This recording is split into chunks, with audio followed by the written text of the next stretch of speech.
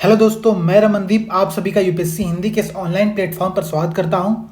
दोस्तों, जैसा कि आप सभी जानते हैं कि प्रीलिम्स का एग्ज़ाम नज़दीक आ चुका है और इसी को ध्यान में रखते हुए हमारे प्लेटफॉर्म पर आप सभी के लिए प्रीलिम्स से रिलेटेड बहुत से वीडियोस बनाए जा रहे हैं। तो हाल ही में जो हम लोग की प्रीलिम्स की टेस्ट सीरीज चल रही है उसका जो UH-22 पेपर हुआ था, ठीक है, जिसमें इंडियन ईयरबुक और सामाजिक योजनाओं के बारे में प्रश्न आए हुए थे। इन प्रश्नों के जो प्रथम 30 प्रश्न हैं उनको कल हमने लाइव डिस्कस किया था, ठीक है, गौरव सर, सत्यप्रकाश सर ने। आज जो है मैं आप सभी के सामने इस पेपर का जो अंतिम 20 प्रश्न है उनको डिस्कस करूंगा।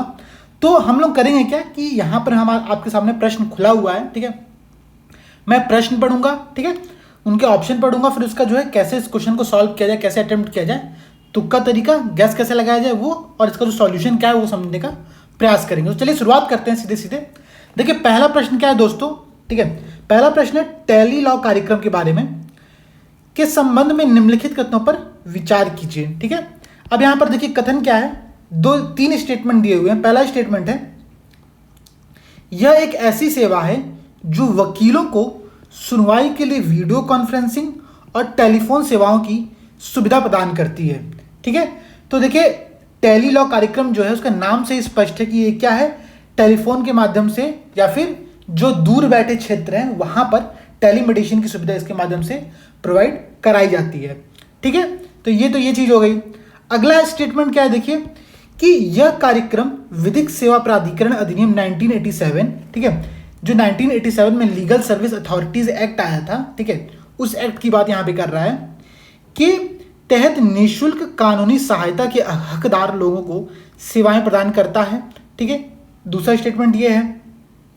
तीसरा स्टेटमेंट क्या है कि कार्यक्रम का शुभारंभ जो है वो सामाजिक न्याय और अधिकारिता मंत्रालय के द्वारा किया गया है, ठीक। अब मेन प्रश्न क्या है कि इसमें जो है नहीं है पूछा है कि कौन सा कथन सही नहीं है, हमको ये बताना है, ठीक है। तो अब ध्यान दिए दोस्तों कि आप लोगों को जो नहीं वर्ड है उसको बहुत अच्छे से कैप्चर करना है और इसका उत्तर फिर देना है। तो अब देख लेते हैं कि ऑप्शन कौन सा सही है इसमें। पहला स्टेटमेंट है कि यह एक ऐसी सेवा है जो कि वकीलों को सुनवाई के लिए वीडियो कॉन्फ्रेंसिंग और टेलीफोन की सुविधा देती है, यह बात बिल्कुल सही है। अगला स्टेटमेंट है कि यह कार्यक्रम विधिक सेवा प्राधिकरण अधिनियम 1987 लीगल सर्विस अथॉरिटीज एक्ट जो 1987 का था उसके तहत निःशुल्क कानूनी सहायता के जो हकदार लोग हैं, देखिए यहां पर जो टर्म प्रयोग किया है निःशुल्क कानूनी सहायता के हकदार लोग, इनमें कुछ एक कैटेगरी डिफाइन की गई है। जैसे कि मैं आपको कैटेगरी अगर बताऊं, आप नोट कर लीजिएगा ध्यान से कहीं पर, क्योंकि कई बार ये पूछ देता है कि विधिक निःशुल्क सहायता जो है किसको किसको प्रदान की जाती है। अगर ये पूछ दिया और 4-5 ऑप्शन दे देगा तो आपको उसमें से सेलेक्ट करना होगा। देख लीजिए कौन कौन हकदार होता है इसका। पहले होते हैं कि अनुसूचित जनजाति और जाति, अर्थात SC और ST कम्युनिटी जो होती है ये हकदार है इसकी। इसके बाद महिला, बच्चे, ठीक है, मानव तस्करी के शिकार व्यक्ति, दिव्यांग व्यक्ति और औद्योगिक कामगार एवं पुलिस गिरफ्त में कोई भी अगर शामिल व्यक्ति है तो वो व्यक्ति, और गरीब, इनके लिए ये सुविधा यहाँ पर उपलब्ध है। तो आपको ध्यान देना है दोस्तों, ये बात बहुत इंपॉर्टेंट है, क्योंकि कई बार एक प्रश्न मेरे सामने आया था, मुझे याद है, मैं 3-4 दिन पहले ही मेरे सामने आया था। उस प्रश्न में यह पूछा था डायरेक्ट कि किसको इसको निःशुल्क सहायता दी जाती है, और उसमें एक ऑप्शन दिया था किसान। तो ध्यान रखना, किसान को इस सर्विस के अंतर्गत प्रोवाइड नहीं कहता है, कोई कैटेगरी नहीं है। हालांकि वो गरीब है तो उसको शामिल कर लिया जाएगा, ठीक है, लेकिन किसान की कोई कैटेगरी इसमें डिफाइन नहीं है।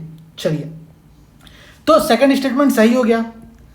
अगला कह रहा है कि कार्यक्रम का जो शुभारंभ है वो सामाजिक न्याय और अधिकारिता मंत्रालय के द्वारा किया गया है। दोस्तों ध्यान दीजिए, अगर आप इस कार्यक्रम का नाम समझ रहे हो, यहाँ पर आपको बिल्कुल आइडिया नहीं है किस मंत्रालय के अंतर्गत, और गैस करने का काम करिए। गैस कैसे करना है, टेली लॉ कार्यक्रम क्या है, तो वो कानून से संबंधित है, निःशुल्क कानूनी सहायता दी जा रही है, तो सामाजिक न्याय और अधिकारिता मंत्रालय नहीं होगा यहाँ पर। अगर आपको मंत्रालय पता है कि एक विधि और न्याय मंत्रालय एग्जिस्ट करता है तो विधि और न्याय मंत्रालय यहाँ पर ज्यादा सही ऑप्शन लगेगा आपको, ठीक है। तो एक गैस वर्क से भी आप कर सकते हैं कि यह मंत्रालय नहीं होगा, यहाँ पर विधि और न्याय मंत्रालय होता है, ठीक है। तो मैं उम्मीद करता हूं कि आप लोगों को अगर नहीं पता है तो भी आप आंसर निकालना समझ जाइए। देखिए इतनी सारी स्कीम चलती है टोटल गवर्नमेंट के द्वारा, हर समय कोई ना कोई नई स्कीम लॉन्च होती रहती है, तो आप हर स्कीम को याद नहीं कर सकते कि कौन सी मिनिस्ट्री के अंतर्गत है। जरूर कोई ना कोई स्कीम आपके दिमाग से छूट जाएगी, तो प्रश्न हो सकता है उसी स्कीम पर आया हो। तो आपको गेस करने का तरीका डेवलप करना है। तो कैसे, आपको ये समझना पड़ेगा कि यह मिनिस्ट्री जो है वो किस क्षेत्र में काम करती है और ये मिनिस्ट्री किस क्षेत्र में काम करती है, वहां से आप गेस करके इसका आंसर निकाल सकते हैं, ठीक है। तो तीसरा गलत हो गया, इसका आंसर हो गया C। चलिए अगला प्रश्न क्या देखते हैं उसको। अगला प्रश्न कह रहा है कि सामाजिक न्याय एवं अधिकारिता विभाग, ये देखिए ये एक विभाग है, सामाजिक न्याय और अधिकारिता विभाग। अब प्रश्न है कि इस विभाग जो है इसके संबंध में दो स्टेटमेंट दिया हुआ है, मैं दोनों स्टेटमेंट पढ़ दे रहा हूं। पहला स्टेटमेंट है कि यह केवल अन्य पिछड़ा वर्ग अर्थात जो अदर बैकवर्ड क्लास की बात कर रहा है और आर्थिक रूप से पिछड़े वर्ग अर्थात ईडब्ल्यूएस, ठीक है, इकोनॉमिकली वीकर सेक्शन के आर्थिक तथा सामाजिक विकास के लिए कार्य करता है।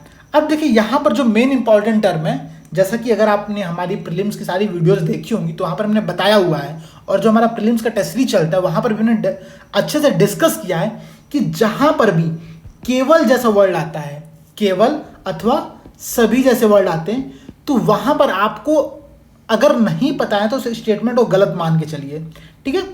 तो ये स्टेटमेंट गलत हो गया। अगर आपको बिल्कुल नहीं पता है तो मैं बता रहा हूँ, ठीक है, इसको आप गलत मान लीजिए। अगला कह रहा है कि दिव्यांग श्रेणी इस विभाग के अंतर्गत नहीं आती है। देखिए दिव्यांग श्रेणी इस विभाग के अंतर्गत नहीं आती है, यह कथन सही है, लेकिन अब ध्यान देने वाली बात यह है कि जो प्रश्न है वो विभाग के बारे में, डिपार्टमेंट के बारे में, न कि मिनिस्ट्री के बारे में है। देखिए एक है सामाजिक न्याय और अधिकारिता मंत्रालय, उस मंत्रालय के अंतर्गत एक विभाग है सामाजिक न्याय अधिकारिता विभाग, ठीक है, और उसी मंत्रालय के अंतर्गत एक और विभाग है जिसका नाम है दिव्यांगजन सशक्तिकरण विभाग। तो आपको जो प्रश्न को अच्छे से पढ़ना है, यहाँ पर विभाग के बारे में प्रश्न, न कि मंत्रालय के बारे में। अगर यहाँ विभाग की जगह मंत्रालय लिखा होता तो बी वाला स्टेटमेंट क्या होता, गलत हो जाता, क्योंकि दिव्यांगजन फिर सामाजिक न्याय और अधिकारिता मंत्रालय के अंतर्गत आ जाते, ठीक है। तो चूंकि यह विभाग की बात कर रहा है तो सेकंड ऑप्शन सही हो गया। और जैसा कि मैंने डिस्कस किया कि केवल की वजह से यह आंसर गलत हो रहा है पहला वाला, तो इसका आंसर हो गया ओवरऑल बी। अब अगर मैं एग्जैक्टली डाटा की बात बताऊं, इंफॉर्मेशन की बात बताऊं, तो जो सामाजिक न्याय और अधिकारिता विभाग है वो शेड्यूल कास्ट, ओबीसी, इसके साथ साथ और कौन कौन से समुदाय हैं जिनको शामिल करता है, तो वरिष्ठ नागरिक, शराब का अगर कोई सेवन करता है व्यक्ति वो, ट्रांसजेंडर कम्युनिटी, भिखारी और गैर अधिसूचित एवं घुमंतु जनजाति DNT। देखिए ये जो डी नोटिफाइड ट्राइब्स होती है ना, गैर अधिसूचित एवं घुमंतु जनजातु, आपको कमेंट सेक्शन में यह बताना है कि DNT जो कैटेगरी डिफाइन की गई थी, ये सबसे पहले इसकी सिफारिश किस आयोग ने की थी, किस समिति ने इसकी सिफारिश की थी, आप ये कमेंट सेक्शन में हमको बताइए, ठीक है। चलिए, तो आपको समझ में आ गया होगा कि सामाजिक न्याय और अधिकारिता विभाग जो है शेड्यूल कास्ट और ओबीसी के अलावा शराब का सेवन करने वाले व्यक्ति, ट्रांसजेंडर, भिखारी, इन सबको भी अपने अंतर्गत शामिल करता है, ठीक है। तो इसका आंसर हो गया बी। चलिए अगला प्रश्न दोस्तों देखिए क्या है। प्रश्न है कि योजनाएं और लाभार्थी, इनका एक कॉलम बना हुआ है और आपको इसमें आंसर को बताना है कि कौन कौन सा जो ऑप्शन है वो सही मैच किया हुआ है, सही सुमेलित है, ठीक है। चलिए मैं तीनों स्कीम पढ़ देता हूं, आप लोग तीनों स्कीम देख लीजिए क्या है एक बार। और सर 4 स्कीम दी हुई यहाँ पर। पहला है विश्वास योजना, ठीक है, दूसरा है राष्ट्रीय वयोश्री योजना, फिर है वेंचर कैपिटल फंड और फिर है असीम पोर्टल। तो देखिए दोस्तों, जैसे मैं अगर इस क्वेश्चन को जब अटेम्प्ट कर रहा था तो मुझे असीम पोर्टल के बारे में इंफॉर्मेशन थी, क्योंकि जो असीम पोर्टल है अगर आप लोग को याद होगा तो अभी हाल ही में जब आत्मनिर्भर भारत की स्कीम लॉन्च की गई थी सरकार के द्वारा, तो वहाँ पर जो ministry of skill development and entrepreneurship है, ठीक है, कौशल विकास एवं उद्यमिता मंत्रालय है, उसके द्वारा एक पोर्टल लॉन्च किया गया था जिसका नाम था असीम पोर्टल।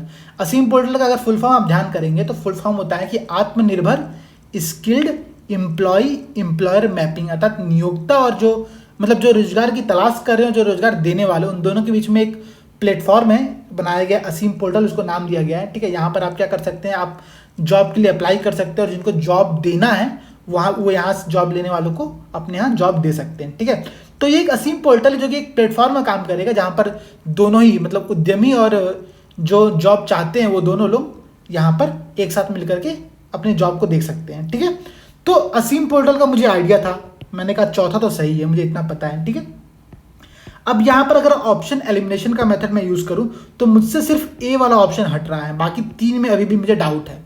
चलिए आगे देखते हैं क्या है। अब है राष्ट्रीय वयोश्री योजना। तो मुझे यह भी पता है कि जो राष्ट्रीय वयोश्री योजना है वो वरिष्ठ नागरिकों के लिए शुरू की गई थी, ठीक है, नाम से भी स्पष्ट हो रहा है और बहुत फेमस स्कीम है राष्ट्रीय वयोश्री योजना।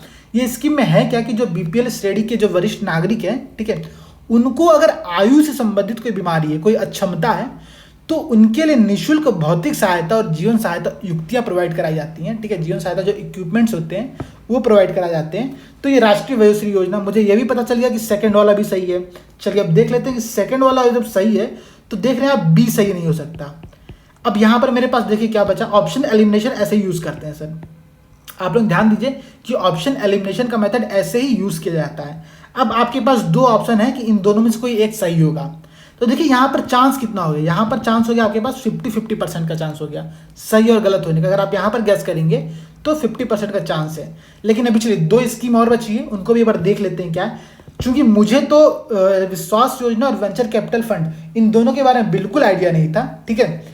लेकिन मुझे एक बात का आइडिया था, वो आइडिया यह था कि जो वेंचर कैपिटल फंड है, वेंचर कैपिटल फंड अगर आपने स्टार्टअप कभी करने के बारे में सोचा होगा तो वहाँ पर वेंचर कैपिटल फंड का यूज़ आता है, ठीक है। और वेंचर कैपिटल फंड की जो शुरुआत है ना, वो जैसे हम लोग के कॉलेज में वेंचर कैपिटल फंड, जब मैं आईटी में पढ़ता था तो वहाँ पर वेंचर कैपिटल फंड का एक कॉन्सेप्ट था। जो लोग जॉब मतलब स्टार्टअप करना चाहते थे वो यहाँ से अपना पैसे ले सकते थे।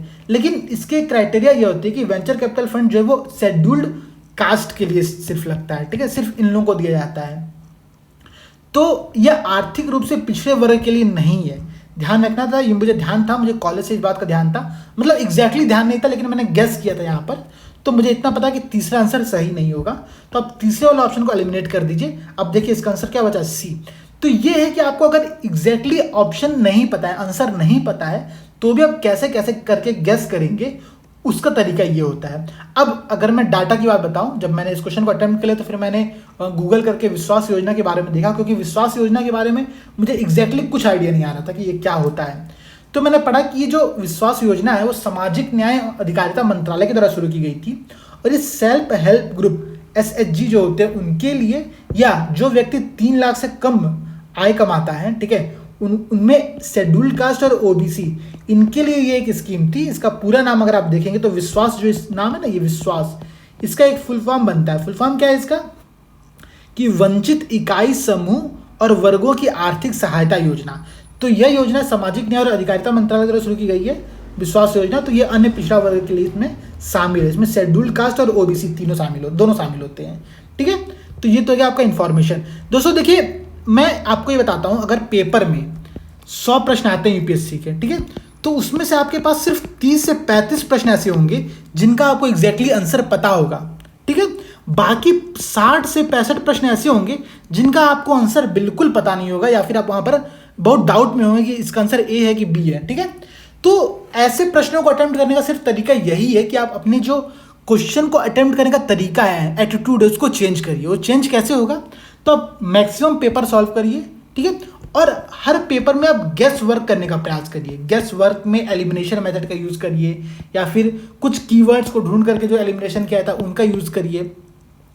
तो ये बहुत आवश्यक है, ठीक है। हम लोग, ये बात मैं आपको क्लियर बता रहा हूँ कि आप लोगों को 60 से 50 क्वेश्चन ऐसे जरूर मिलेंगे जिनका आपको बिल्कुल आइडिया नहीं होगा। तो वहाँ पर गेस करने का तरीका आप डेवलप करिए, तभी जाकर के UPSC में जो है आपके नंबर अच्छे स्कोर हो सकते हैं। चलिए अगला प्रश्न क्या है दोस्तों, देखते हैं। अगला प्रश्न है प्रधानमंत्री आदर्श ग्राम योजना। कह रहा है कि प्रधानमंत्री आदर्श ग्राम योजना के तहत किसी गांव को अगर आदर्श गांव घोषित करना है तो निम्नलिखित में से किन मापदंडों का प्रयोग किया जाता है। चलिए मापदंड देख लेते हैं कौन कौन से हैं। पहला मापदंड क्या कह रहा है कि प्राथमिक चरण में, प्राथमिक चरण यहां पर क्लास 1 से 5 की बात कर रहा है, में बच्चों का 100% नामांकन सुनिश्चित करना और उसे बनाए रखना, ठीक है। अगला कह रहा है कि शिशु मृत्यु दर जो है, जो कि प्रति 1000 जन्म पर होती है, उसको घटाकर 30 करना, और मातृ मृत्यु दर को घटा करके MMR, इसको क्या कहते हैं MMR, ठीक है, MMR को घटा करके 100 तक करना, ठीक है। फिर कह रहा है कम से कम 70% घरों में वर्षा जल का संचयन और शराब एवं अन्य नशीले पदार्थों का सार्वजनिक उपभोग ना हो। तो ये 4 यहाँ पर दिया गया। कह रहा है कि अगर प्रधानमंत्री आदर्श ग्राम योजना के तहत किसी गांव को आदर्श गांव घोषित करना है तो उसके लिए निम्न में से कौन कौन सी कैटेगरी या फिर किन किन मापदंडों का पालन होना चाहिए, ठीक है। तो चलिए पहले ये समझते हैं कि ये प्रधानमंत्री आदर्श ग्राम योजना है क्या, ठीक है। तो इस योजना के अनुसार होता है क्या है ना, कि एक गांव को आदर्श गांव के रूप में घोषित किया जाता है और उसकी कई कंडीशन होती है जिसको 3 वर्षों के बाद हासिल कर लेना होता है। अगर 3 वर्षों में उसने उस कंडीशन को हासिल कर लिया तो इसको आदर्श गांव घोषित किया जाएगा, ठीक है। तो अब देखिए ये जो प्रश्न है ना, ये एग्जैक्टली डाटा का प्रश्न है। अगर आपने इसके बारे में इंफॉर्मेशन है तो आप सही कर लेंगे, अगर इंफॉर्मेशन नहीं है तो ज़्यादा यहाँ पर गेस वर्क नहीं कर सकते हैं आप, ठीक है। तो मैं एग्जैक्टली बता देता हूँ, यहाँ जो प्राथमिक चरण है वो 1 से 5 नहीं है, ठीक है। उसका क्या है कि प्राथमिक चरण में यहाँ पर 1 से क्लास 8 तक की बात कही है कि 1 से 8 तक में बच्चों का जो है 100% अगर नामांकन सुनिश्चित हो जाएगा तब उसको हम आदर्श गांव घोषित करेंगे, ठीक है। फिर कह रहा है कि शिशु मृत्यु दर को घटाकर 30 और मातृ मृत्यु दर घटाकर के 100, यह कथन सही है। फिर कह रहा है कम से कम 70% घरों में वर्षा जल का संचयन। अब देखिए एक बात आप ये समझिए कि आदर्श गांव घोषित करने के लिए वर्षा जल का संचयन की ऐसी कैटेगरी अभी तक तो कहीं बनी नहीं है, ठीक है, तो ये बात भी सही नहीं है।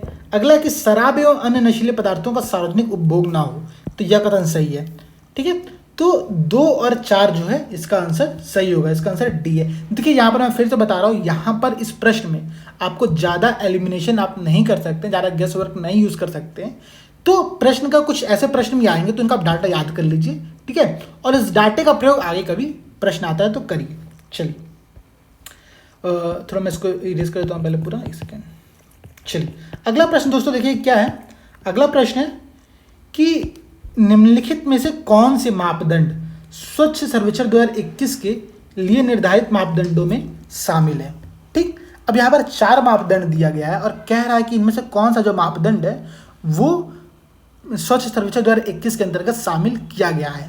तो अभी हाल ही में क्या है ना कि इसके मापदंड में कुछ परिवर्तन किया गया था, ठीक है, और परिवर्तन करके कुछ 6 अन्य मानदंडों को निर्धारित किया गया है कि इनके आधार पर आप जो स्वच्छ सिटी का कॉन्सेप्ट है उसको अब दिया जाएगा, ठीक है। तो इसमें क्या है, और देखिए जनरली ऐसे प्रश्नों में ना क्या होता है कि हम सारे प्रश्न को ऑप्शन को सही मान लेते हैं, ठीक है, लेकिन अगर आप जब थर्ड स्टेटमेंट पढ़ेंगे यहाँ पर कह रहा है कि मैनुअल स्क्वेंजिंग अर्थात जो हाथ से मैला ढोने वाले हैं में कम से कम 65% की कमी करना, तो ऐसा कोई क्राइटेरिया स्वच्छ सर्वेक्षण के अंतर्गत शामिल नहीं किया गया है अभी, ठीक है। बाकी जो तीनों स्टेटमेंट है 1, 2 और 4, देखिए मेरा ये प्रश्न गलत हुआ था, मैंने डी मार दिया था, ठीक है, लेकिन इसका आंसर डी सही नहीं है। डी सही क्यों नहीं है, क्योंकि जो सी वाला ऑप्शन है कि मैनुअल स्क्वेंजिंग को कम से कम 65% तक कम करना, ऐसा कोई भी क्राइटेरिया यहाँ पर डिफाइंड नहीं है। यहाँ पर कौन कौन से क्राइटेरिया डिफाइन है, तो यहाँ पर डिफाइन है कि अपशिष्ट का गीले और सूखे में वर्गीकरण करना, ठीक है, गीले अपशिष्ट के लिए अलग से प्रसंस्करण क्षमता जो होती है उसको डेवलप करना। फिर है कि नगरों में स्वच्छता की स्थिति क्या है, लैंडफिल में प्रयोग कैसे किया जा रहा है अपशिष्ट, ठीक है, इन सब के आधार पर एक नया मानदंड डिसाइड किया गया है, ठीक है। तो इसका आंसर हो गया क्या, सी वाला ऑप्शन इसका सही होगा। चलिए अगला प्रश्न देखिए क्या है कि एक योजनाएं दी हुई हैं और उनके उद्देश्य दिया हुआ है, ठीक है। ये जो तीनों योजनाएं यहाँ पर दी हुई हैं वो योजनाएं किसान से संबंधित है और इनके उद्देश्य इनके सामने दिया हुआ, आपको बताना कि ये सही सुमेलित है कि नहीं सुमेलित है, ठीक है।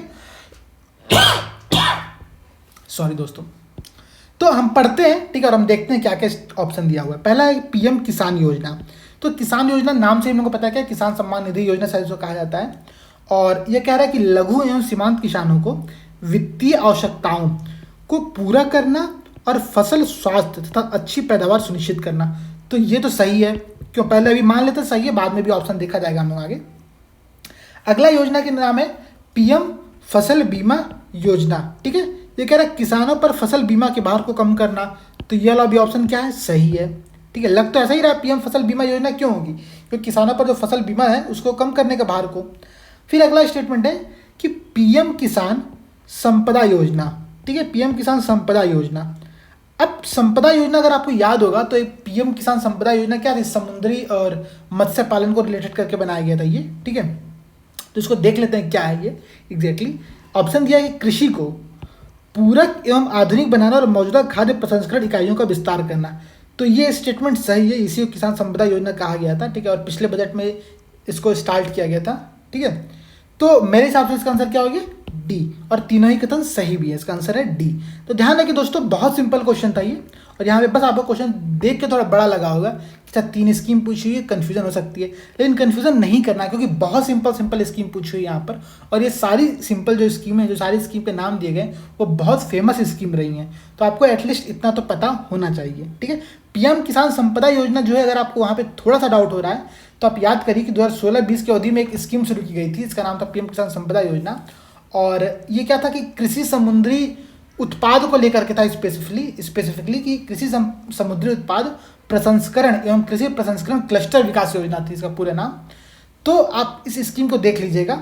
और ये जो स्कीम है केंद्रीय क्षेत्र की स्कीम थी।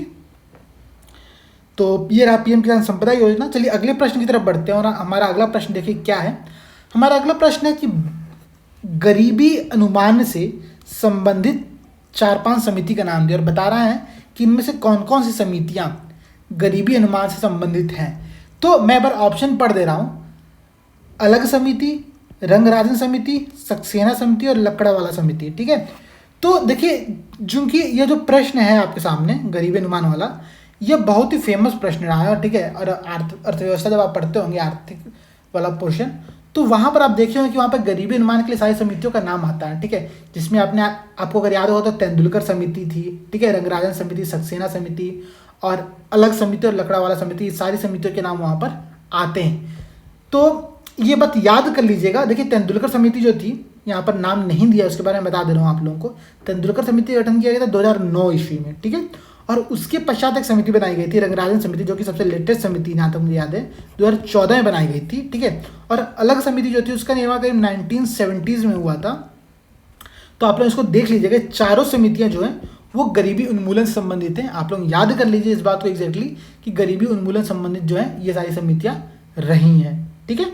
चलिए तो अगला प्रश्न दोस्तों देखिए क्या है। अगला प्रश्न है कि निम्नलिखित कथनों पर विचार कीजिए। और पहला दो स्टेटमेंट दिए हुए। पहला स्टेटमेंट है कि कौशल विकास पर पहली राष्ट्रीय नीति जो है वो वर्ष 2015 में तैयार की गई थी। ठीक है। अगला है कि संकल्प कार्यक्रम विश्व बैंक के द्वारा समर्थित है। तो मुझे ये तो पता है कि संकल्प जो है वो विश्व बैंक के द्वारा समर्थित है। संकल्प के साथ एक और स्कीम थी जिसका नाम बिल्कुल मिलता जुलता था। संकल्प और मुझे याद नहीं आ रही एग्जैक्टली उसका नाम क्या था। आप लोग इसको कमेंट सेक्शन में बताइएगा कि संकल्प के साथ एक और स्कीम थी जो कि वर्ल्ड बैंक के सहयोग से शुरू की गई थी और इन दोनों स्कीम का उद्देश्य था कि कौशल विकास पर ध्यान देना। तो आप लोग इस स्कीम का नाम एक बार कमेंट सेक्शन में बताइएगा कि क्या नाम था उसका। मैं भी बता दूंगा जैसे मुझे याद आएगा। तो सेकंड स्टेटमेंट तो सही है। ठीक है। अब बात रही पहले स्टेटमेंट की। पहला स्टेटमेंट कह रहा है कि कौशल विकास के लिए जो पहली समिति बनाई गई थी, उस पहली जो राष्ट्रीय नीति बनाई गई थी, पहली राष्ट्रीय नीति, यहाँ पर जो कीवर्ड है वो है पहला। कर पहला राष्ट्रीय नीति 2015 बनाया गया था, लेकिन यह कथन गलत है। सबसे पहले जो पहली राष्ट्रीय नीति बनाई गई थी कौशल विकास को लेकर के वो 2009 में बनाई गई थी। वहाँ पे श्रम और रोजगार मंत्रालय जो था उसने इस नीति को बनाया था। ठीक है। इसके बाद जो नई नीति आई थी वो नीति आई थी 2015 में, जिसको राष्ट्रीय कौशल विकास नीति कहा गया था। तो ध्यान देना दोस्तों, कौशल विकास पर जो पहली नीति है वो 2009 में बनाई गई थी और लेटेस्ट नीति बनाई गई थी 2015 में। तो इसमें बिल्कुल कंफ्यूजन नहीं करना है। संकल्प स्कीम आप लोग ध्यान रखिएगा और जो सेकंड स्कीम इसके साथ एक और स्कीम है उसको आप कमेंट सेक्शन में जरूर बताइएगा। तो इसका आंसर क्या हो गया? पहला कथन गलत है, दूसरा कथन सही है। इसका आंसर हो गया केवल बी।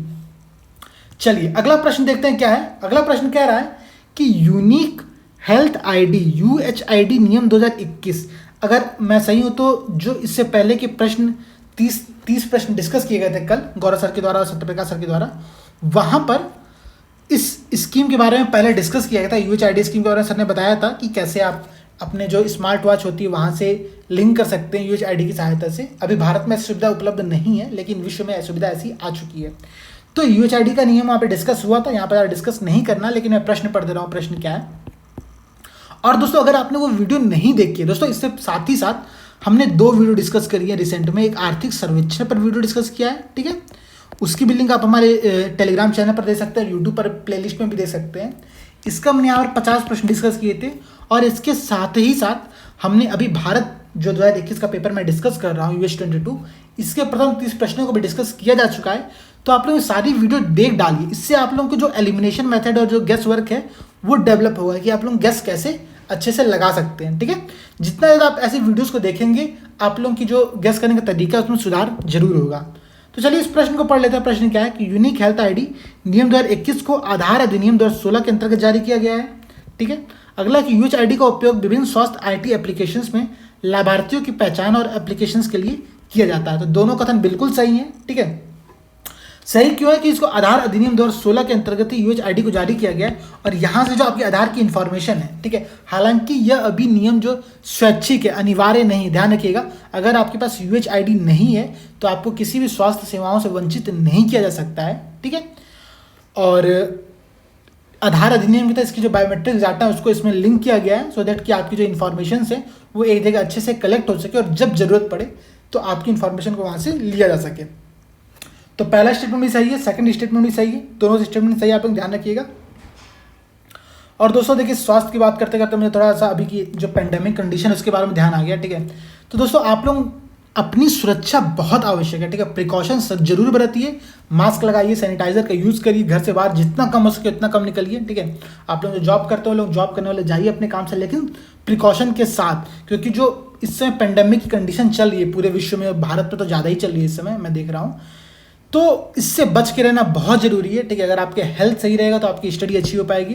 तो हेल्थ सही रखिए, निगेटिव थॉट्स को अपने दिमाग से दूर करिए और जितना ज़्यादा हो सके अपने आप को बिजी रखने का प्रयास करिए। अगर आप बिजी नहीं रहेंगे, ठीक है, अपना जरा भी आप खाली टाइम देंगे तो आपके दिमाग में निगेटिव थॉट्स जरूर आएंगे। बहुत से दोस्त ऐसे मुझे मैसेज करते हैं, हम लोगों को कॉल करते हैं कि सर इससे बहुत निगेटिव थॉट्स आ रहे हैं, एग्जाम जैसे नज़दीक आता जा रहा है, हम क्या करते हैं। देखिए इसका सिंपल सा तरीका है, बिजी रखिए खुद को, खूब पेपर सॉल्व करिए, अटेम्प्ट करिए, प्रयास करते रहिए, अपने जो आपकी जो हॉबीज़ हैं थोड़ा सा उन पर ध्यान दीजिए, उनको थोड़ा इन्जॉय करिए समय को। इससे क्या होगा कि आपकी इफिशियंसी अच्छी होगी, इफिशियंसी ज़्यादा बढ़ जाएगी, ठीक है। तो चलिए इस क्वेश्चन पे वापस आ जाते हैं और इसका आंसर हो गया सी, दोनों कथन सही है यूएचआईडी के बारे में, और यूएचआईडी के बारे में पहले भी डिस्कस किया हुआ है। चलिए अगला प्रश्न क्या है देखते हैं। हमारा अगला प्रश्न है CSR, कॉर्पोरेट सोशल रिस्पॉन्सिबिलिटी के बारे में, ठीक है। प्रश्न का 3 स्टेटमेंट दिए हुए हैं, तीनों स्टेटमेंट मैं पढ़ देता हूं, फिर आप लोगों को बताना है कि इसका आंसर कौन सा सही होगा। जो CSR की अवधारणा है वो कंपनी अधिनियम 2013 के द्वारा नियंत्रित है, ठीक है। दूसरा स्टेटमेंट है कि कंपनियों को पिछले 3 वित्तीय वर्षों में अपने औसत शुद्ध लाभ का 2% CSR के रूप में खर्च करना होता है, ठीक है। और उसके बाद है कि CSR गतिविधियों के साथ कार्य करने वाली संस्थाओं को केंद्र सरकार के साथ खुद को पंजीकृत कराना होता है, ठीक है। अब ध्यान दीजिए दोस्तों आप लोग कि जो CSR का जो कॉन्सेप्ट है वो कंपनी एक्ट 2013 में शामिल किया गया था, ये कथन तो सही है, ठीक है। अगला जो कथन दिया है, अगर मैंने जब प्रश्न को अटेम्प्ट किया था तो मुझे जो गलती समझ में आई, मुझे इतना तो पता था एग्जैक्टली कि 2% CSR के रूप में देना रहता है, ठीक है। और मुझे ये नहीं पता था कि क्या 3 वित्तीय वर्षों का शुद्ध औसत लिया जाता है। लेकिन फिर मैंने सोचा, दिमाग लगाया कि हाँ, अगर हम 2% CSR लेते होंगे तो 3 वित्तीय वर्षों का एवरेज ही लेते होंगे, ठीक है, ताकि इससे अगर कोई कंपनी ज़्यादा लॉस में जा रही है तो उसको भी हम यहाँ पर बैलेंस करा सकें, ठीक है। तो 2% CSR को शामिल किया जाता है जो कि पिछले 3 वित्तीय वर्षों का एवरेज होता है। और जो CSR की गतिविधियाँ हैं उनको कार्य करने वाली संस्थाओं को केंद्र सरकार के साथ खुद को पंजीकृत कराना होता है। तो देखिए अभी हुआ क्या है, दरअसल यह प्रश्न न्यूज़ में क्यों रहा और इस प्रश्न को मैंने दिया क्यों यहाँ पर, वो इसी ऑप्शन की वजह से, थर्ड वाले ऑप्शन की वजह से। हुआ क्या कि 2021 मतलब अप्रैल 2021 में केंद्र सरकार के साथ खुद को पंजीकृत कराना अनिवार्य कर दिया गया है, ठीक है। जो भी एंटिटी, जो भी कंपनी CSR गतिविधियों में वर्क करती है, ठीक है, उन कंपनियों को केंद्र सरकार के साथ पंजीकृत होना अनिवार्य है। तो थर्ड वाला ऑप्शन यहाँ पर सही हो गया है, ठीक है। दूसरा स्टेटमेंट सही हो गया, आप लोग जान ही रहे हैं, ठीक है। यहाँ पर जो एडिशनल इन्फॉर्मेशन है वो ये मैं देता हूँ कि ये जो पूरा चीज़ है वो जो मिनिस्ट्री ऑफ कॉर्पोरेट अफेयर्स है, ठीक है, कॉर्पोरेट मामलों के जो मंत्रालय है उनके अंतर्गत CSR की जो अवधारणा है वो डेवलप की गई है, ठीक है। तो ये कॉन्सेप्ट आप लोग समझ गए होंगे, यहाँ पर ज़्यादा कोई प्रश्न टफ नहीं है, ठीक है। यहाँ पर जो इन्फॉर्मेशन थी वो थर्ड वाली थी कि अभी हाल ही में केंद्र सरकार के साथ पंजीकृत करना बना दिया गया, सिस्टम बना दिया गया इसका, ठीक है। तो इसका आंसर डी हो गया, 1, 2 और 3 तीनों ऑप्शन सही है।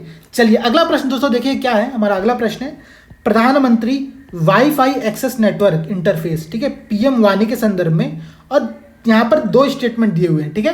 पहला स्टेटमेंट क्या है कि इसका उद्देश्य देश भर में इंटरनेट कनेक्टिविटी और डिजिटल पहुंच में सुधार के लिए बड़े पैमाने पर वाईफाई हॉटस्पॉट की स्थापना करना है। तो सिंपल सा जो पहला स्टेटमेंट कह रहा है कि PM वानी जो स्कीम है उसके अंतर्गत क्या है कि वाईफाई हॉटस्पॉट की स्थापना की जाएगी जो कि पब्लिक के लिए अवेलेबल होगा, पहला स्टेटमेंट है।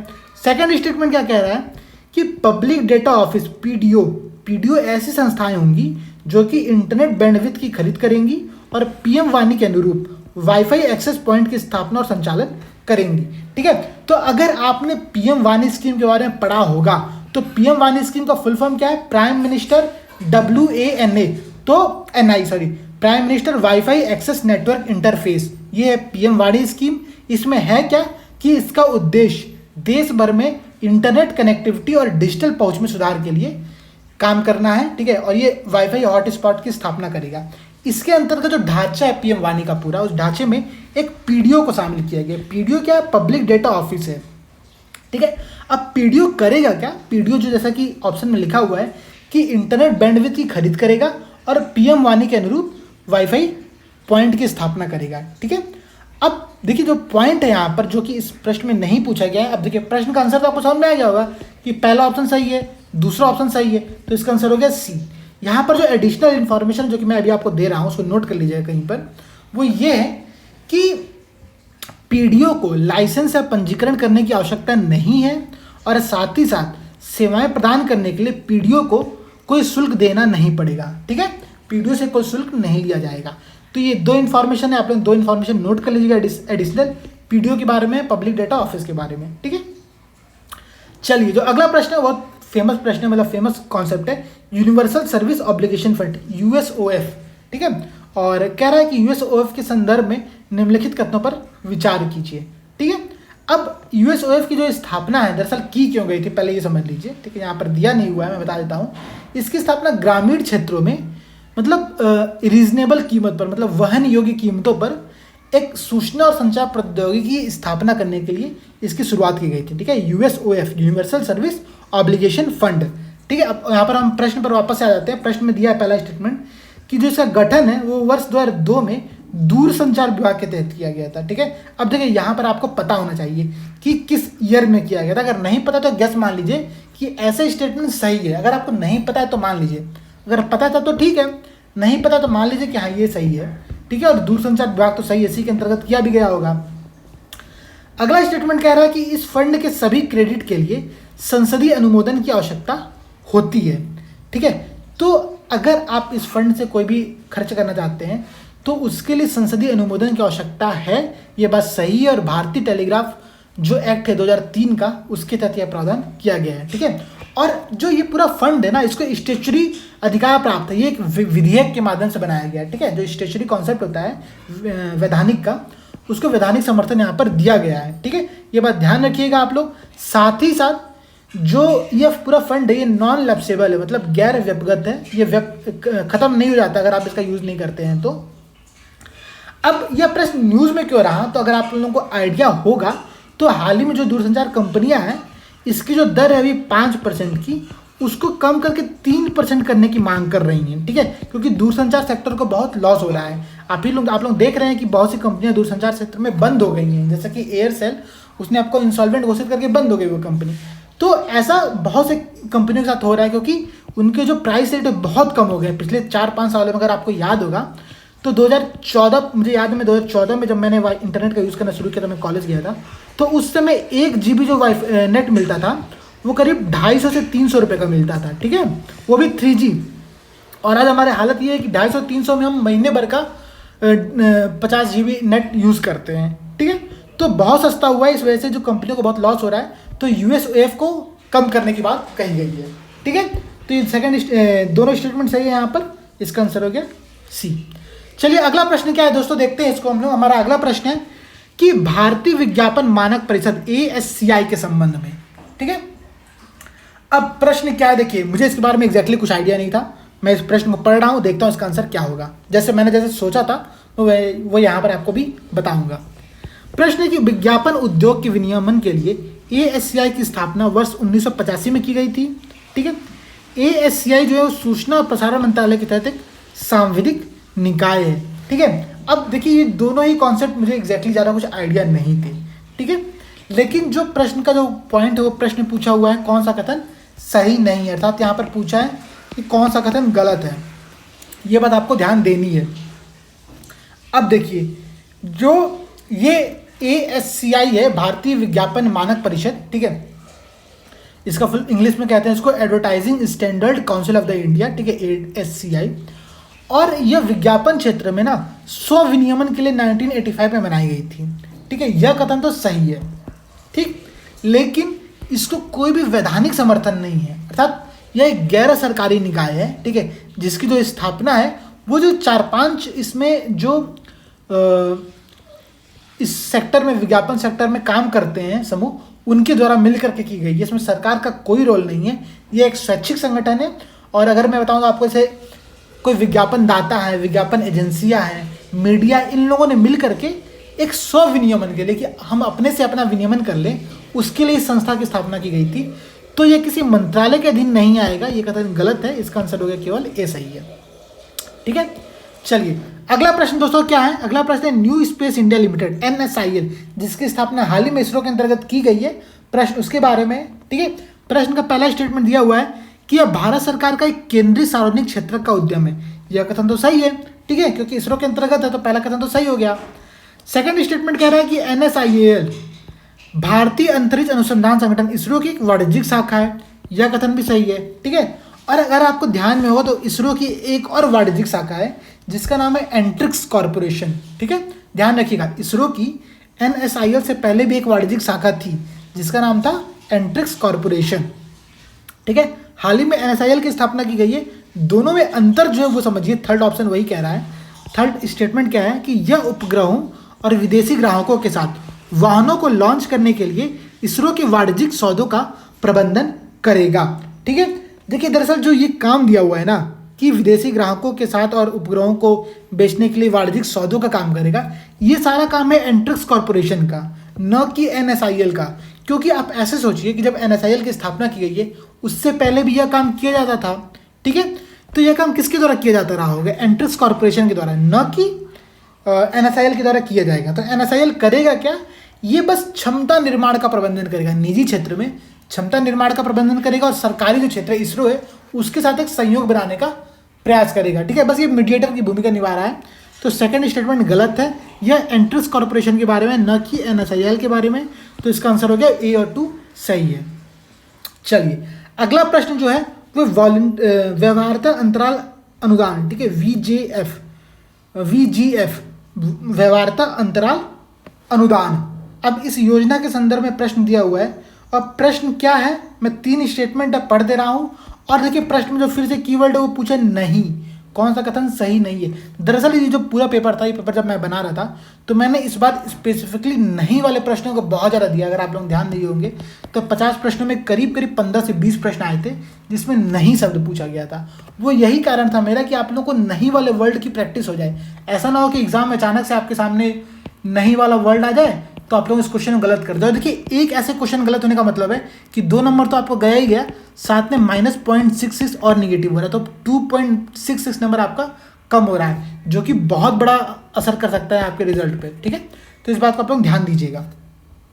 मैं यहाँ पर तीनों स्टेटमेंट पढ़ दे रहा हूँ। क्या है? पहला स्टेटमेंट है कि VGF योजना जो है वो वाणिज्य और उद्योग मंत्रालय द्वारा शुरू की गई है, ठीक है। अगला स्टेटमेंट है कि यह योजना की शुरुआत केवल सार्वजनिक निजी भागीदारी मोड के माध्यम से आरंभ की गई बुनियादी ढांचे परियोजनाओं को समर्थन प्रदान करने के लिए की गई है, ठीक है। और अगला स्टेटमेंट है कि इस योजना के तहत भारत सरकार के द्वारा कुल परियोजना लागत का 60% तक VGF प्रदान किया जाएगा।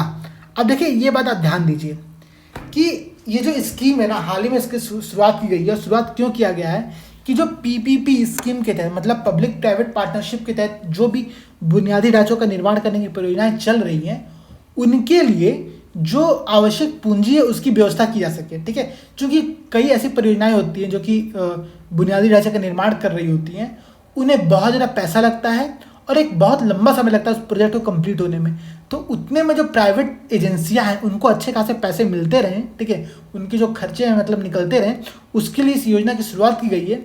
और अब ध्यान दीजिए यहाँ पर जो पहला स्टेटमेंट है कि यह योजना जो है ये वाणिज्य और उद्योग मंत्रालय के द्वारा शुरू की गई है। तो ध्यान दीजिए यह स्कीम वाणिज्य और उद्योग मंत्रालय क्यों शुरू करेगा, जबकि हमारे पास फाइनेंस मिनिस्ट्री है, मतलब वित्त मंत्रालय अगर है तो यह मंत्रालय का काम मुझे नहीं लगता, ठीक है। मैंने यह गैस करके इस स्टेटमेंट को गलत मान लिया, ठीक है। अब देखिए यहाँ पर इस बात से मुझे समझ में आ गया कि या तो A वाला ऑप्शन सही होगा या तो C वाला ऑप्शन सही होगा, ठीक है। B और D तो सही हो नहीं सकता। तो यहाँ पर मेरे पास जो चांस हो गया वो एलिमिनेट होकर कितना हो गया, 50-50% का चांस हो गया, ठीक है। चलिए अब मैं देखता हूँ कि सेकंड और थर्ड में से कौन सा सही है और कौन सा गलत है। सेकंड कह रहा है कि इस योजना की जो शुरुआत है वो केवल पीपीपी मतलब सार्वजनिक निजी भागीदारी मोड के माध्यम से शुरू की गई परियोजनाओं के लिए, तो यह कथन तो सही है, ये तो मैंने पढ़ा भी, अभी मैंने डिस्कस भी किया आप लोगों से।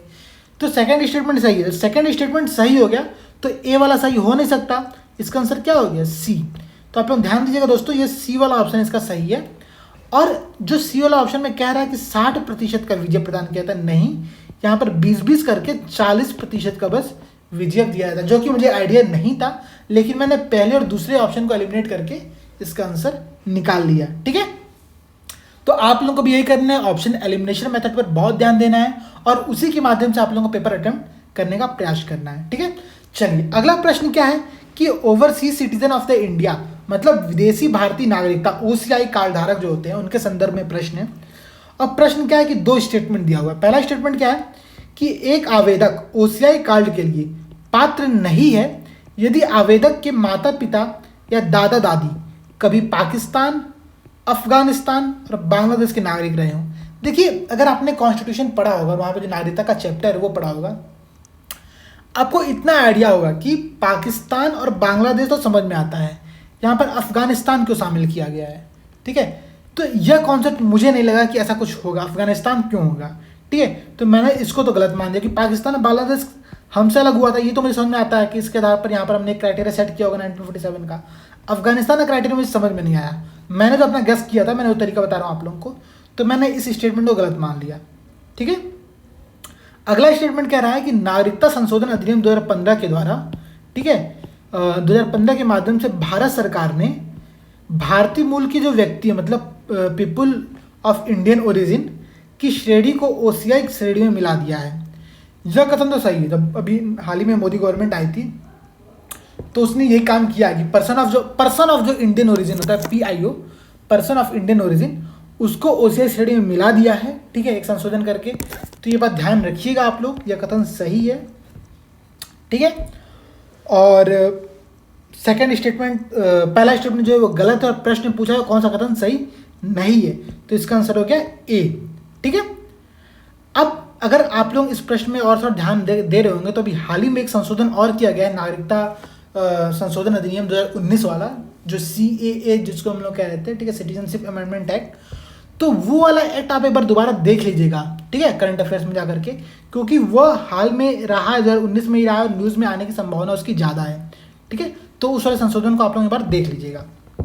चलिए अगला प्रश्न क्या है कि राष्ट्रीय राजधानी क्षेत्र और इसके आसपास के क्षेत्रों में, अब यहाँ पर देखिएगा, वायु गुणवत्ता प्रबंधन हेतु एक आयोग, ठीक है, के अध्यादेश 2020 के संबंध में निम्नलिखित कथनों में से कौन सा कथन सही है। ठीक है, यहाँ पर एक आयोग बनाया गया है, वायु गुणवत्ता प्रबंधन हेतु आयोग। ये आयोग नया बना है, आप लोग ध्यान रखिएगा ये आयोग।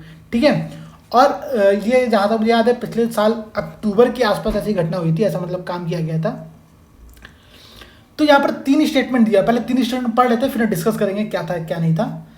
पहला कह रहा है कि इसने NCR के लिए पर्यावरण प्रदूषण रोकथाम और नियंत्रण अधिनियम EPCA, environmental protection control act, ऐसा कुछ था ना, ये जो EPCA की स्थापना की गई थी उसको विघटित कर दिया गया है। ठीक है, सेकंड स्टेटमेंट कह रहा है कि सिविल न्यायालय उन मामलों को सुनने के लिए अधिकृत है जिनमें आयोग शामिल है। आयोग मतलब इस आयोग की बात कर रहा है जो कि रिसेंट में बनाया गया है, ये वाला आयोग। ठीक है, वायु गुणवत्ता प्रबंधन हेतु आयोग। ठीक, अगला कह रहा है कि आयोग एक स्थायी और वैधानिक निकाय है जिसमें राज्य प्रतिनिधि शामिल होते हैं। अब आप इस बात को ऐसे समझिए कि हुआ क्या कि आप जान रहे हैं कि जो हमारी दिल्ली है, जो कि राष्ट्रीय राजधानी है, वहाँ पर प्रदूषण की समस्या कितनी ज़्यादा है। ठीक है, और इसी समस्या को ध्यान में रखते हुए सर्वोच्च न्यायालय ने एक EPCA की स्थापना की थी, अगर आप लोगों को याद हो एग्जैक्टली तो, और EPCA को उस पूरे दिल्ली का कार्यभार सौंपा गया था। अब ध्यान दीजिए कि जो EPCA है उसकी स्थापना किसने की है, सुप्रीम कोर्ट ने, ना कि संसद ने या फिर सरकार के समर्थन के द्वारा की गई है। ठीक है, तो इसको कोई वैधानिक समर्थन प्राप्त नहीं था EPCA को। चूंकि वैधानिक समर्थन प्राप्त नहीं था तो ये ज़्यादा पावरफुल संस्था नहीं थी। तो सरकार ने अब किया क्या, सरकार ने जो सुप्रीम कोर्ट की जो सिफारिश थी उसके दिशा निर्देशों को फॉलो करते हुए EPCA को समाप्त कर दिया और उसकी जगह पर एक वायु गुणवत्ता प्रबंधन हेतु आयोग की स्थापना की गई है, उसके लिए एक अध्यादेश लाया गया था। अब समझिएगा कि EPCA और इसमें अंतर क्या क्या, इस बात को समझिए आप। जो EPCA था वो स्थायी नहीं था, जबकि जो हाल में वायु गुणवत्ता प्रबंधन हेतु आयोग बनाया गया है वो एक स्थायी आयोग है। ठीक है, आप लोग ये बात समझना पड़ेगा। उसके बाद समझिए कि जो ईपीसीए था उसमें राज्य का प्रतिनिधि नहीं था, लेकिन जो अभी हाल में आयोग बनाया गया है उसमें राज्य को भी शामिल किया गया है। ठीक है, और इस आयोग का जो अधिदेश होगा, जो निर्णय आएगा, इसके विरुद्ध एनजीटी के द्वारा सुनवाई की जाएगी। तो ये सब पूरा ऑप्शन अगर आप समझ ले तो इसका आंसर आपको दिख जाएगा कि पहला स्टेटमेंट जो है इसका सही है। ठीक है, कि ईपीसीए को विघटित कर दिया गया है। सिविल न्यायालय मामलों सुनने के लिए अधिकृत है जिनमें आयोग शामिल है, कथन सही है। और आयोग एक स्थायी और वैधानिक निकाय है, भी कथन सही है। तो इसका आंसर हो गया 1, 2 और 3 तीनों कथन सही है। ठीक है, चूंकि ये बहुत न्यूज़ में रहा और आप लोग ध्यान रखिएगा, पर्यावरण का मुद्दा है, प्रश्न आ सकता है, तो आप लोग इसको नोट कर लीजिएगा। ठीक है, अगला प्रश्न दोस्तों क्या है कि हमारा अगला प्रश्न है, सॉरी दोस्तों 1 मिनट रुक जाइए आप लोग। ठीक है, नॉइज़ आ रही है। तो हमारा अगला प्रश्न है कि भीम आधार पे के संदर्भ में निम्नलिखित कथनों पर विचार कीजिए। प्रश्न क्या है, स्टेटमेंट क्या क्या दिए उन्होंने भीम आधार पे के बारे में। आप सभी ने भीम आधार पे का यूज़ किया होगा, अगर आप लोगों को याद हो, आप लोग मतलब कभी हम लोग के जो ग्रुप ज्वाइन किए होंगे, तो वहाँ पर जो पेमेंट का ऑप्शन आता है उस पेमेंट के लिए आप भीम आधार पे का यूज़ करते हैं। ठीक है, या फिर पेटीएम, फ़ोनपे, यूपीआई आईडी जो यूज़ करते हैं उसमें एक भीम आधार पे का भी ऑप्शन आता है। तो ये है क्या कि यह एक भुगतान इंटरफेस है, बात सही है, जो कि आधार संख्या का प्रयोग करते हुए व्यापारियों को रियल टाइम भुगतान की अनुमति प्रदान करता है। ठीक है, यह बिल्कुल कथन सही है, ये भुगतान इंटरफेस है। अच्छा देखिए, सॉरी मैं कुछ आप लोगों को बता रहा हूँ, एक बार समझिएगा। जो हम लोग यूज़ करते हैं वो भीम पे है, ये भीम आधार पे की बात कर रहा है। तो जो व्यापारी होते हैं, जो अपने पॉइंट ऑफ सेल होता है जो उन लोगों का, वहाँ पर जो मशीन लगी होती है वहाँ पर बायोमेट्रिक्स का प्रयोग करके आप अपनी फिंगरप्रिंट दे करके, इसका प्रयोग करके आप पेमेंट कर सकते हैं। ठीक है, इस पेमेंट के लिए सरकार ने क्या किया कि आधार कार्ड से इस पूरे सिस्टम को लिंक कर दिया गया, तो इसको भीम आधार पे कह रहे हैं और इसमें आधार संख्या का प्रयोग किया जाता है, सही बात है। ठीक है, और रियल टाइम भुगतान होते हैं, यह कथन भी सही है। अगला स्टेटमेंट है कि यह ग्राहक को उसके बायोमेट्रिक्स के माध्यम से प्रमाणित करता है, बिल्कुल सही। अभी हम वही तो डिस्कस कर रहे थे कि बायोमेट्रिक्स का प्रयोग करता है।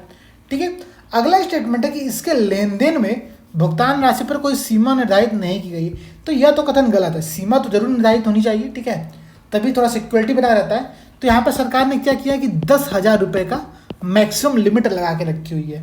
ठीक है, कि आप एक लेन देन में 10,000 रुपये तक का ट्रांसफ़र कर सकते हैं। ठीक है, तो थर्ड वाला ऑप्शन गलत हो गया, बाकी 1 और 2 सही है, तो इसका आंसर हो गया बी। अगला जो प्रश्न है, ठीक है, अगला प्रश्न क्या है कि निम्नलिखित में से कौन से भारत के राजकीय चिन्ह के भाग हैं। ठीक है, अब यहाँ पर 5 दिया हुआ है राजकीय चिन्ह। आप सभी जानते हैं कि राजकीय चिन्ह भारत में जो अशोक के जो स्तंभ की जो शीर्ष है उसी को शामिल किया गया था, उसी अनुकृति को लिया गया था और इसको 26 जनवरी 1950 को राजकीय चिन्ह का दर्जा दिया गया है। ठीक है, अब इसमें शामिल क्या क्या है, तो आप लोग, अगर आप लोगों को आइडिया होना चाहिए पहली बात तो, ठीक है, जो 4 सिंह है और उसके नीचे जो डायग्राम बना हुआ है, एक चित्र बनी हुई है, ठीक है, जहाँ पर बीच में धर्मचक्र है, एक साइड है वृषभ, एक साइड है अश्व। ठीक है, और उसके बाद क्या है कि आपको सत्यमेव जयते लिखा हुआ है, ये बात शामिल है। तो देखिए, धर्मचक्र, वृषभ, अश्व, सत्यमेव जयते। घंटाकार जो कमल, अगर आपने वो सारनाथ का स्तंभ देखा होगा, ठीक है, जहाँ से इसको लिया गया है, वहाँ पर ये जो स्तंभ, यहाँ पर एक घंटाकार कमल बना हुआ है यहाँ पर, और उसके ऊपर ये 3 सिंह, यहाँ 4 सिंह जो है लगे हुए, जो कि 3 सिंह दिखते हैं। ठीक है, तो आप लोग समझिएगा कि इसमें घंटाकार कमल को राजकीय चिन्ह के अंतर्गत शामिल नहीं किया गया है। ठीक है, तो 5वां गलत है, 5वां एलिमिनेट कर दीजिए। ठीक है, इसके बाद आपको आंसर दिख जाएगा कि 1, 2, 3 और 4 सही है। ठीक है, ए ऑप्शन सही होगा। जो अगला और जो लास्ट प्रश्न है, ठीक है, वो लास्ट प्रश्न आप लोग देखिए ध्यान से। वो प्रश्न क्या है कि एनसीसी के बारे में, ठीक है, नेशनल कैडेट कोर के बारे में, नेशनल कैडेट कॉर्प्स कहा जाता है इन लोगों को। ठीक है, और आप सभी ने इसका नाम जरूर सुना होगा, आप में से बहुत से ने एनसीसी में पार्टिसिपेट किया होगा। ठीक है, तो प्रश्न उसी के बारे में। अब प्रश्न देखते हैं कि हम लोग का सही होता है कि नहीं। यहाँ पर स्टेटमेंट है, 3 स्टेटमेंट दिया हुआ। पहला देखिए, एनसीसी राष्ट्रीय कैडेट कोर अधिनियम 1948 के तहत अस्तित्व में आया था, पहला स्टेटमेंट। सेकंड स्टेटमेंट कह रहा है कि एनसीसी में शामिल होने के लिए किसी छात्र हेतु निर्धारित आयु 26 वर्ष है, और एनसीसी कार्यक्रम निजी और सरकारी दोनों प्रकार के स्कूलों और कॉलेजों के लिए लागू है।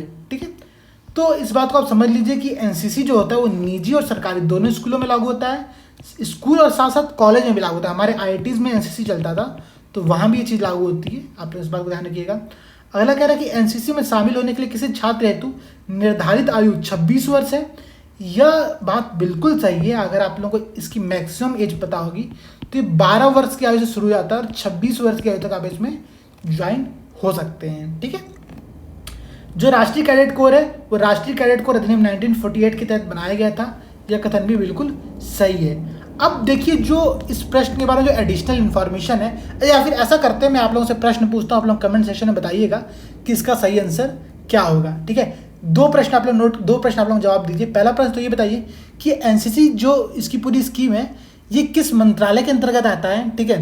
यहाँ पर मैं आपको ऑप्शन भी दे रहा हूँ, शिक्षा मंत्रालय, ठीक है, डिफेंस मंत्रालय मतलब रक्षा मंत्रालय, गृह मंत्रालय। इन 3 मंत्रालयों से आपको बताना है कि जो एनसीसी स्कीम है वो एनसीसी जो पूरा कार्यक्रम है वह कार्यक्रम किस मंत्रालय के अंतर्गत आता है। पहली बात तो ये।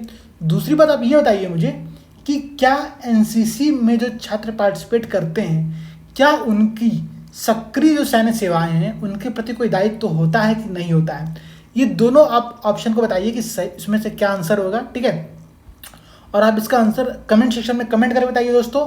साथ ही साथ दोस्तों देखिए जैसा कि मैंने अभी डिस्कस कर रहा था कि पेंडेमिक का कंडीशन चल रहा है, आप लोग अपनी नकारात्मक एनर्जी को समाप्त करिए, ठीक है, और अपना पूरा माइंडसेट सकारात्मक एनर्जी की तरफ ले जाइए। उसी से आपके जो रिजल्ट है वो इम्प्रूव हो सकते हैं। हमारे पास इस पेंडेमिक को रोकने का कोई सॉल्यूशन नहीं है, बस एक सॉल्यूशन है प्रिकॉशन रखना, ठीक है। प्रिकॉशन रखिए जितना ज़्यादा हो सके और पढ़ाई करते रहिए दोस्तों। चलिए इसी के साथ मैं इस वीडियो को समाप्त करता हूँ। धन्यवाद। जय हिंद।